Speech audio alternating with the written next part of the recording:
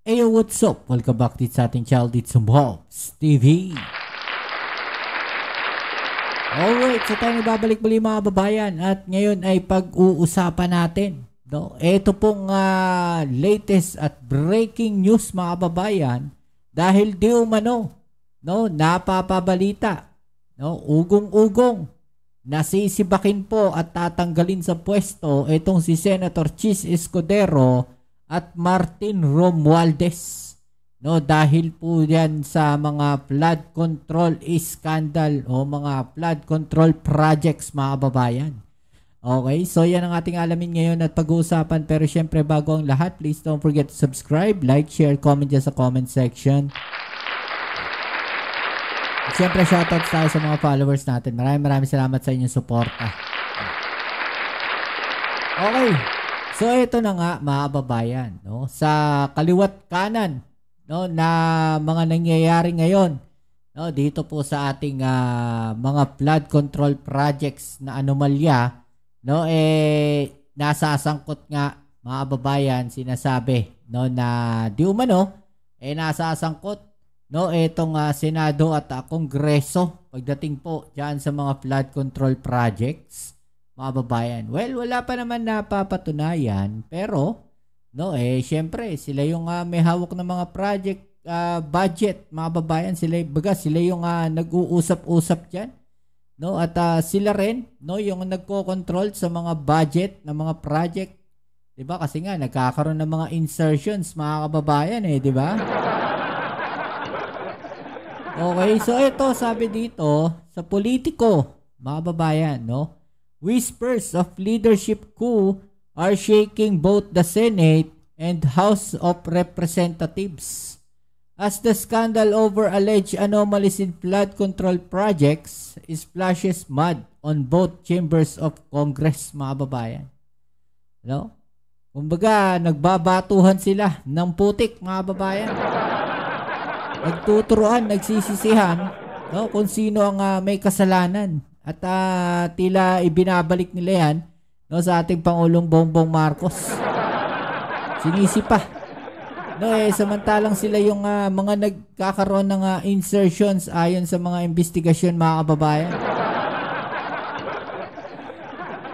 Ayan, no, Chis Escudero, Martin Romualdez out, flood control scandal sparks coup, rumors Senate and House mga kababayan. No, yan po yung sinasabi dito sa balita. Okay, so eto, tignan natin, no, yung nilalaman ng balita na yung mga kababayan para mas maintindihan natin. Kasi mahirap no, na laging ganyan yung nangyayari, no, na nagtuturuan sila. Okay? So eto yan mga kababayan, no, sabi dito, whispers of leadership coup are shaking both the Senate and House of Representatives as the scandal over alleged anomalies in flood control projects splashes mud on both chambers of Congress. No, sabi dito mga kababayan na nadudumihan pareho, no, o nasasangkot pareho itong Congress, yung Senate at Congress sa flood control projects mga kababayan. No? Confidence in the leadership of Escudero and Romualdez has dipped as a result of the controversy. Lawmakers believe they could have handled the issue better. Okay, so sabi po yan ng the Scooper, mga babayan. No? Pagka nawawala na po, no, yung tiwala mga kababayan ng ilang mga senador at ilang mga kongresista, no, sa kanilang mga mga Speaker of the House mga kababayan, Speaker of the House ng House of Representatives at saka Senate President, no, nasisira na daw po ang tiwala nila mga kababayan. Diba? Sabi rin dito, the members of cabinet will not tolerate any attack on the integrity and reputation of the executive branch and any effort to hold the budget process hostage by political theatrics mga kababayan. No? Sabi rin dito, the executive secretary went further, no, si Bersamin, calling on lawmakers to put their own house in order. Kasi nga sinisisi pa yung Pangulo natin mga kababayan. Investigation into alleged corruption will be futile if the sources of corruption remain unchecked. Hence, we urge the House of Representatives to heed the demand of the people for full accountability. Clean your house first, mga babayan. Yan po yung sabi dito, mga babayan. So, panoorin natin itong balita para mas maintindihan natin, alright? Rumors of a leadership coup are brewing in both the Senate and the House of Representatives amid the flood control scandal. A source told Politico that Senate President Francis Cheese Escudero and House Speaker Martin Romualdez are facing growing criticism as confidence in their leadership declines.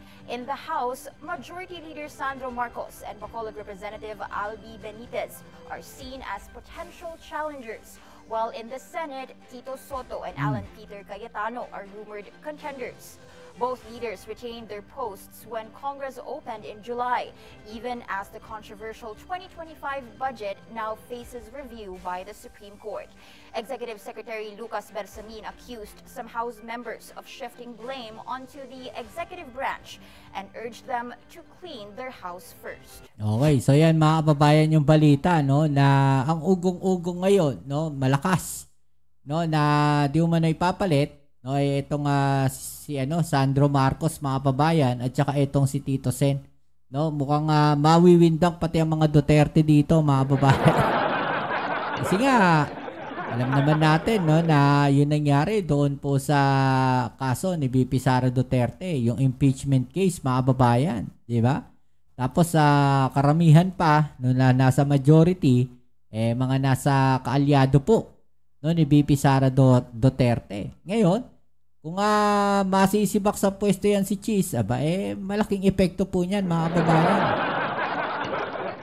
Okay, so eto nga, at nagsalita na rin si Bersamin, mga kababayan, si ES Bersamin, na binanata niya yung kamera, no? Dahil nga nagkakagulo sila ngayon sa budget. Eto yan. Mariing kinontra ni Executive Secretary Lucas Bersamin ang paratang ng ilang miyembro ng Kongreso na nililihis lang umano ng executive branch ang issue sa corruption at mga failures nito. Ayon kay Bersamin, hindi ito tolerate ng miyembro ng gabinete ang anumang paninira sa integridad at reputasyon ng executive branch at anumang hakbang para maapektuhan ng pamumulitika ang budget process. Nananatilian niya ang ginagawa nilang investigasyon sa anumang uri ng korupsyon at nananawagan sa Kamara na maging accountable at linisin muna ang kanilang hanay. Mga kababayan, di ba? Sinisisi pa nila, no, ng ibang mga kongresista yung ating Pangulong Bongbong Marcos. No? Kaya nga naman ito nga si Bersamin, binueltahan sila. Di ba? Linisin nyo muna yung bakuran nyo. Linisin nyo muna yung house dahil seryoso yung ating Pangulo, seryoso yung ating gobyerno, no, na linisin, no, yung mga yan dalawang na yan, branches, no, yung Kongreso at Senate, mga babayan. Linisin yung korupsyon. Ngayon, kung ganyan yung reaksyon nila, mga babayan, tila ayaw nilang malinis, mga babayan. Gusto ata nila tuloy lang yung kanilang mga pangungurakot dyan. Diba? Ito realidad na nakikita natin. No? Bakit nila sisisihin yung gobyerno? Bakit nila sisisihin yung ating Pangulo? No? Kung ang ginagawa naman ng ating Pangulo sa ikabubuti ng lahat. No? Sa ikagaganda. Sa pagsupil. No? Sa korupsyon. Bakit nila sisisihin? Bakit sila magagalit sa Pangulo? Di ba? Doon tayo magtataka, mga babayan